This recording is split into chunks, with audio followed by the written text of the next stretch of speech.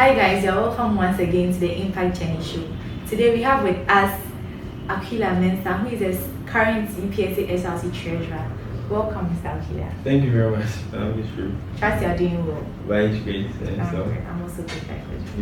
Please tell us a bit about yourself. Who is Aquila Mensah? Okay, so Aquila Mensah is a young man of 22 years old who stays at Medina here. So I grew up in these environments, that. Well, I attended JHS just around the corner here, a school called Bob Junior High School. I fed on to SHS at Obrepeni Senior High School that I usually like to call the best school in the whole Ghana. Right. That one is arguably, you can find it with your phone. That one there, yes. Then I started to pursue a business degree and then a business course by attending UPSA. So in a nutshell, that's me, yes. Okay, so how would you call your being in UPSA? Was UPSA a school you really wanted to attend, or it was probably one of the, like you had no options, so you're like, okay, let me just choose UPSA and come here? So this question is a very interesting question. I would say UPSA was God's choice for me, just like all the other schools I've attended. I.e. from SHS. Okay. Going back, when I was going back to, I want us to go back a little bit. Sure. When I was going to SHS, I always told my friends that I'll go to Okapumai. And then I always liked Okapumai, but upon choosing the school, God asked me to choose Okapumai, and I chose Obrepeni. And when I went there, I did great works over there that I was proud to choose that school. Fast forward, when we were coming to choose universities, I was telling my friends, I'll go to Legon, I'm a Legonite and all that. I'm a proud Legon fan. It was time for us to go and buy forms, and then surprisingly, I got 2 forms, UPSA and Legon. So, UPSA forms, admissions came early, and then surprisingly, I went to tell my mom, was like, go and pay the fees. That is it, me being here. Amazing. Yes. Then I'm sure you were very okay when you had admissions. Of course. Although you were quite disappointed because you wanted to go to the Gon, but oh no, not really. If you say disappointment, there's nothing like disappointment. Okay. It's about, I always see myself as every decision or every outcome I get, it's a result of maybe something that I have to do, particularly with the schools that I told you about, with me going to Obrepeni at the last moment. Instead of boasting to my friends about Okapumai and all that, and going to Obrepeni in the last moment and being proud of that school that I usually like to make arguments with, and then me also coming here that I usually like to make arguments with my friends at Legon and all that. At least I feel that me coming here has been very helpful and an impact, not only for myself but for a lot of people as well. Yes. Awesome. So tell us a bit about yourself. How was the journey throughout level 100 to 300 before you even decided on going for a position? How was life on campus? Were you the quiet person, or you were already involving yourselves in activities on campus? So first, level 100, I involved myself in a lot of seminars and a lot of activities. That is what gave me a little bit of grounds with socializing with friends and all that. So I used to attend seminars, workshops, programs with people on campus and all that. Level 200, I usually like to call myself an all-round person in class. Okay. I'm the kind of person that I usually like to partake in everything, always ask questions in class, always do good presentations, always wanting to be helpful to all my colleagues as always and all that. Yeah, so I think that is how it has been. And then involving myself actively in all class activities and then all social activities as well. In a nutshell, not that I am the loud person out there, but I'm not really loud, but I like to be seen over there. Okay. It is being seen and making an impact and being loud and then just being part of the bunch. I know that you get the whole concept over there, yes. Okay, so what motivated you to go for the position of the UPSA SLC treasurer? Okay. I mean, we had other portfolios, but then you chose the treasurer. Why? That's a nice question. So my ambitions of being in the SLC started long back. I remember the first day I came to campus. That time, Tarek was the SLC president. This is Tarek. And then the first day I came, I saw Tarek and his secretary at administration blog, and I told Tarek that I'll be in the SLC when I get to level 300. So you should watch out for me. And then fast forward. Moving on, why the position of treasurer? In SHS, I occupied a lot of positions. I was surprisingly the dining hall prefect. Wow. Don't come and say I like food, but I went for the dining hall position. It was because I wanted to make an impact. Okay. At that time, the dining hall was very, very undisciplined. So I thought it to myself that if I become a dining hall prefect, I'll make sure I instill discipline in the dining hall, and I was able to achieve that. Wow. And on any day, you should go back to my SHS and then preparing, should tell them about, they call me ATM Akunkom. You say you go to the pantryman and they mention ATM, they will be like, oh yeah, I knew you know that. They'll tell you about my track record. Fast forward, I was not only the dining hall prefect, but I was the SRC treasurer for preparing as well. I was also the business club treasurer as well. So it's like track record. I have experience in that field. So me coming there, I always knew what I wanted to go for. I always knew the field that I could make impact in. So that was why I decided to go for SRC treasurer. Wow, that's awesome. And being in the position of the SRC treasurer, are there some things you wanted to achieve and then unfortunately you were not able to achieve? Were there anything that hindered you from doing that? Of course, with all great leaders, there are a lot of things they would like to achieve in their lifetime that they weren't able to do it, and then they hope for it to those who come after them to take on that task. As a SRT treasurer, I always have in mind one thing that I wanted to achieve that was very dear to my heart was to computerize systems. I did that to an extent, but unfortunately, it wasn't able to fully take into effect. Which, as of now, I'm trying to put measures in place to ensure that those who come after us will continue with that system. I wanted to put in place a computerized system whereby if you don't get your souvenirs maybe level 100, you go to level 200. Let's also be entitled to give you that souvenir because they have proper records of the souvenirs that they share. They know that they didn't give you some, therefore they owe you a souvenir. But unfortunately, due to circumstances beyond our control and all that, we weren't able to fully enact that system. But we are trying to make sure that before we leave, we'll get that system in place for continuing administrations to carry on. That's awesome. Okay, so if you were given the position or the chance to have this portfolio again, what is one thing you would like to change? That's a very nice question. If I'm given the opportunity to go or to restart our administration, what's the one thing I would like to change? A whole lot. But not to say I've regretted anything, but I haven't regretted anything, but I'd like to change a whole lot in the sense that I think as leaders, one way that we weren't able to get things done correctly is with regarding our preparations towards programs.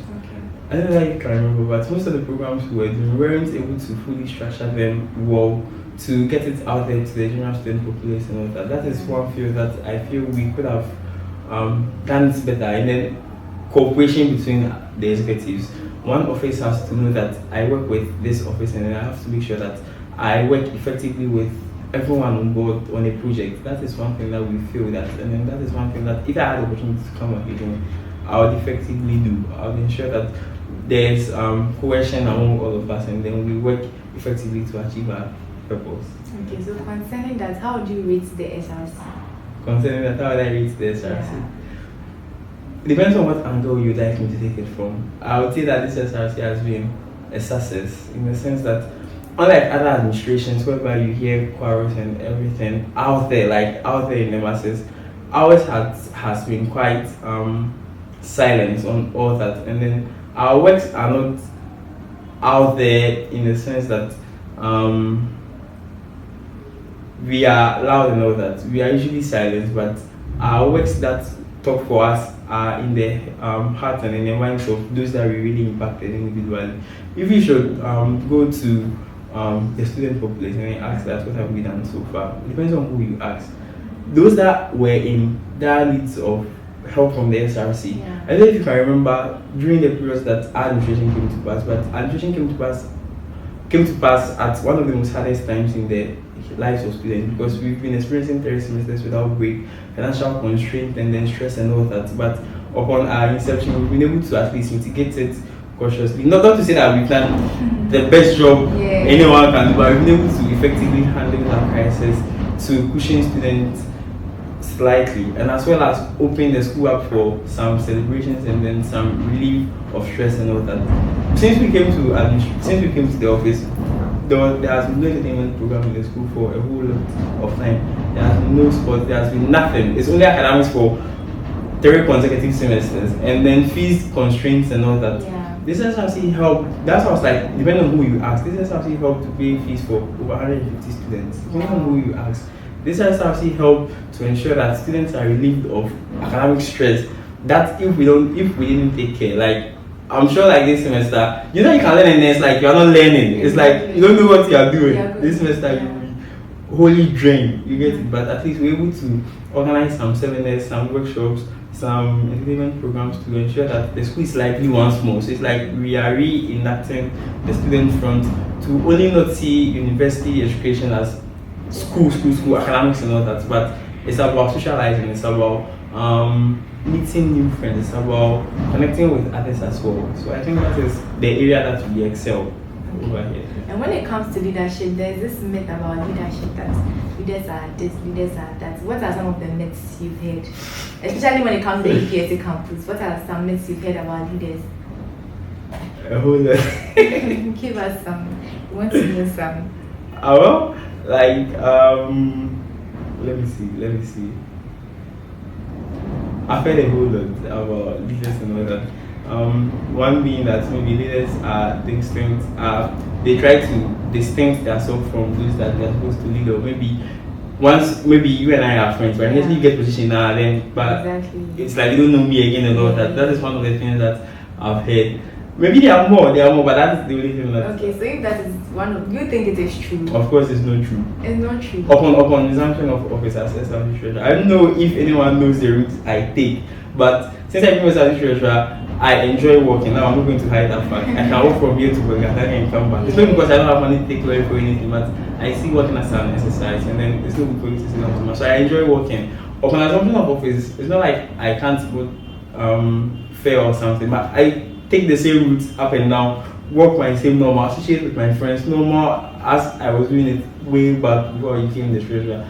Me being the treasurer doesn't mean that I am God or something different from you. We are all work people. At least how I relate to you outside of it is the same way I relate to you outside of it. So I think that myth is very, very not true. Okay. So what are some qualities you think a person should possess before becoming a leader? Some qualities a person should possess. Yeah. First and foremost quality every leader should possess. The main reason why you become a leader is because you draw your power from the people. The first quality you should possess as a leader is you should be a people's person. You should relate to the plight of the people. You should have the people at heart. That's the first quality you should have as a leader. You should learn how to entertain and accommodate people, no matter where their background is, no matter how they think, no matter their ideologies and all that. Once you become a leader over them, you are standing in for them. So you should ensure that you treat them with the utmost respect, one, because they give you that power you possess. You should make sure that you attend to all their needs as much as you can. If not all, but at least you should try your possible best to put in an effort, at least do something for them. So I think the first and then the best quality a leader should have is you should be for the people, because it's via the people that he came to his position and all that. Other qualities that as a leader you should be tactful, you should know how to conduct yourself wherever you are and all that. So I think I'll just give two. Okay, so how has your position or your portfolio as SLC treasurer benefited you, or how has it impacted you? Have you learned something from it? Oh, of course. Like everyone in the position, you learn a whole lot with leadership to teach you the various fields of people. Okay. In as much as we are all individuals over here, but we all have individual qualities and individual strengths and individual personalities that we all possess. But if you don't assume the position of a leader to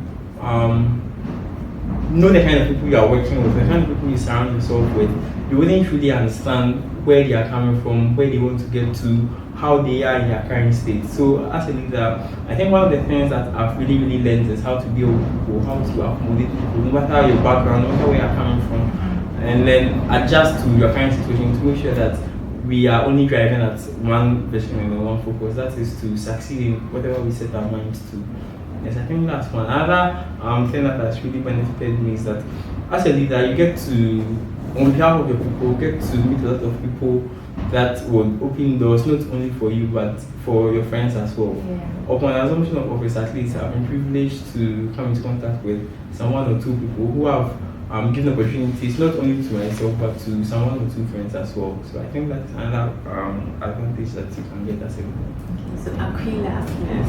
Yes. where do you see yourself in the next 5-10 years? Where do you see yourself? In the next 5-10 years, Yeah. the future is looking bright for me. Surprisingly, unlike my other colleagues, I don't know for them, but unlike some of my colleagues who are thinking about getting stable jobs and then going to fight for jobs, I'm really not thinking in that light. Surprisingly, I'm thinking about, one thing about our current era is that we are in one of the most promising times to be an African, because it's like most of the narrative for us now is what we want to do for ourselves. We've seen what previous leaders have been able to do for us, but what we want to do for ourselves now. Now with the increasing education policies by governments and all that, with African education increasing and all that, we are in one of the most promising times, in the sense that we are now grooming entrepreneurs and all that for ourselves. I see myself in the next 5-10 years to be one of the biggest entrepreneurs, not only in Ghana, not only in Africa, but in the world at large. To be very honest with you, I don't like to regard myself as local, because I see that if you limit yourself too much, you're only limiting your capabilities and your strengths. I see myself international. That's why everything that I strive to do, not only from previously but from now onwards, I try to give it an international touch. Very soon one day you come and see, you hear and then see some of the works that I'll venture into, which I would need support of everyone to come on board. That one is very, very important. To make sure that we send the brand out there. We are trying to create brands and then trying to build companies. When I was in level 200, I wanted to create a group that we will meet, discuss and inform businesses. And I told them that this is what I want to create. I want to create an African giant, a company that is bigger than even Dangote's company in the whole world. So that one day, you should watch out. That is for 5-10 years from now. You should watch out for him very soon. Of course. Who do you say has been the most influential person in your life on campus or in your life as a whole? Who do you say has been the most influential person? Who do I say has been the most influential person? Yeah. In my life as a whole, the first and foremost most influential person in my life has been my mom. One, God rest her soul, she passed away last year. Surprisingly, yes, has been one. My mom has been two. I've mentioned my mom already. How can I change? Okay, so has been one, God, and then two, my mom. Okay, yes. Then maybe you're on campus. On campus, let me see. I still have this friend on campus who was called Jasper. Unfortunately, he has deferred. Maybe he wants to stop this going venture into international full time. He has been one of the friends that held my hand that let's start businesses together. Let's build. He was one of the first people that at least I could reason with regarding business from, like we sang that song. So he was one of the first people. As well as my many friends that everyone has been an inspiration to my life. Yes, so that one there. I derive inspiration from a lot of sources. That's nice.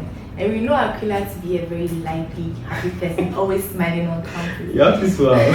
Let me still short. Yeah, but definitely, I'm sure there are some moments where you were down or probably things went well and then you didn't know how to go about it. But then what kept you going in your down moments?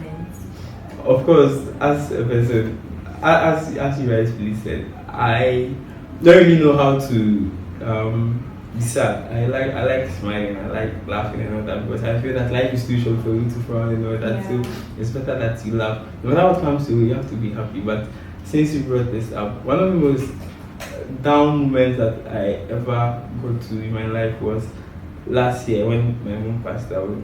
Surprisingly, my mom passed away immediately I won elections. Oh, so sorry about that. So I always, and then it is in this month too, so I always have mixed feelings nowadays with June. Even though I was born in June as well, like a lot of things happening to me in June. But one of the things that got me going the most, and one of the things that always get me going, is one, music. I always like listening to music that motivates me. Two, let me say maybe my vision and then my focus. So where I want to get to, you can't really be down, because where you are going is an atmosphere and an environment filled with a lot of hardness. You have to be very, very tough if you want to go international people are not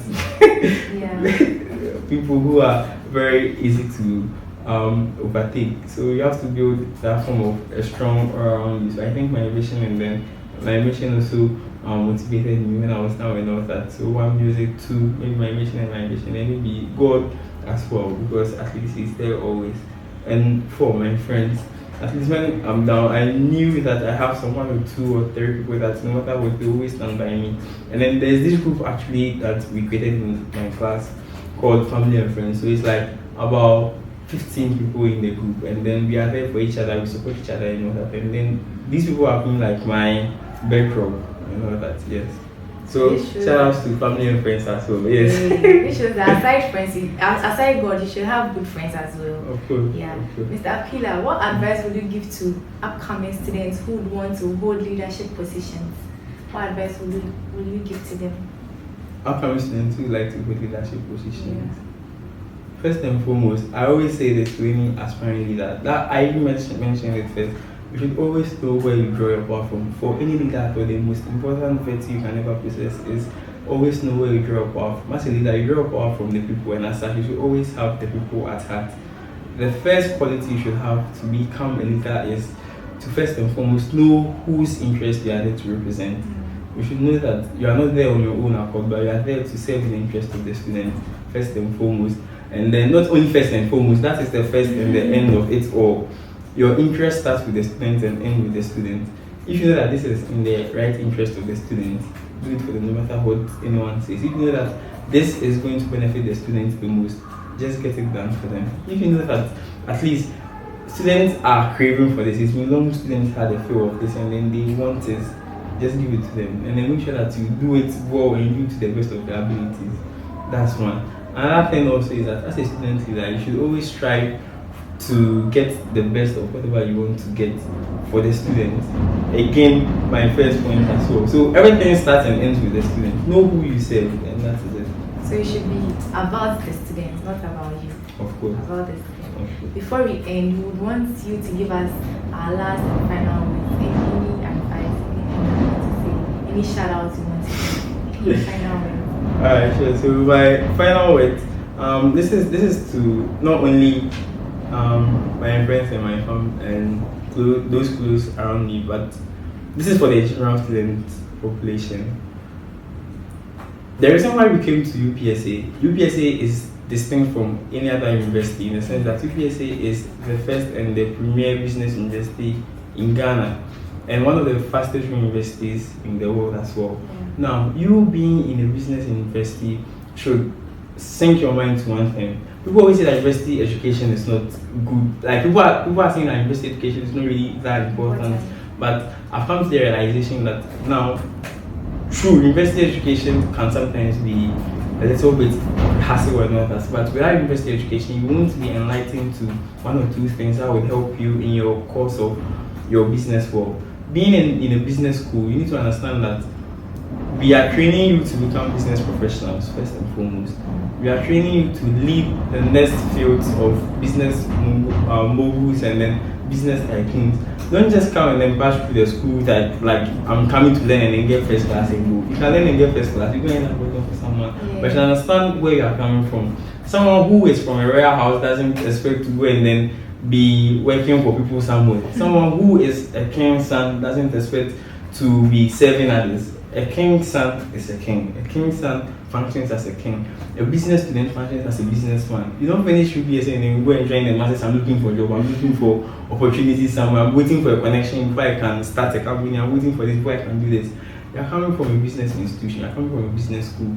Once on campus, strive to create business ideas. Now, we are having, I call it, or I usually limit it to 3 key functionalities of business. We have administration, we have accounting, we have marketing. But in UPSA, we've broadened that scope to even add IT, to even add PR to it, to even add law to it. This is like the 6 broad business spheres you can never get in a company setup. And we have all these programs being run on campus.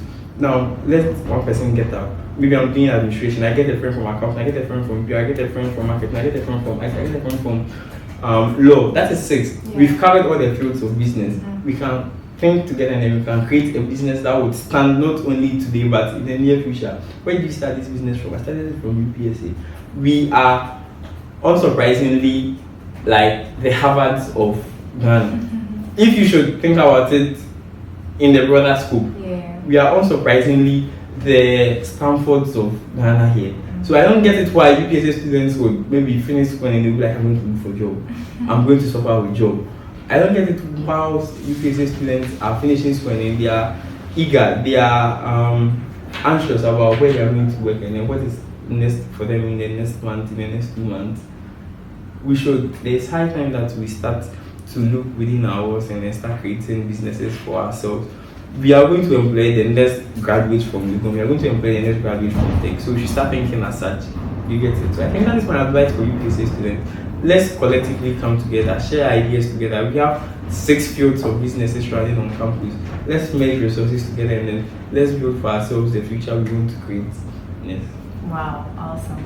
That's so much. I know we've learned so much from it. Mr. Aquila, thank you so much for honoring our invitation. Thank you very much for giving me this great opportunity. You're welcome.